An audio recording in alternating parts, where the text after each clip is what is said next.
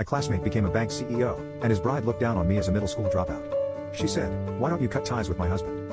I decided to close my $700 million account. "Just having you here makes our ceremony look cheap," she spat at me. There I was, a high school dropout invited to the wedding of a friend who had made it big. It was my first time at such a fancy formal event, and I was a bit nervous. And there was my friend's bride, hurling insults at me. "Could you, the uneducated trash, cut ties with my husband? Is that okay? You're the one who said we should cut ties. I'm washing my hands of whatever happens from here on out." She, who could only judge people by their education or job titles at face value, probably had no idea who a guy like me, a middle school dropout, really was. I'm Rick, just a humble pianist, nothing much to write home about. I love interacting with all sorts of people and zip around the world. Along the way, I play my heart out on the piano, dropping by jazz bars and restaurants.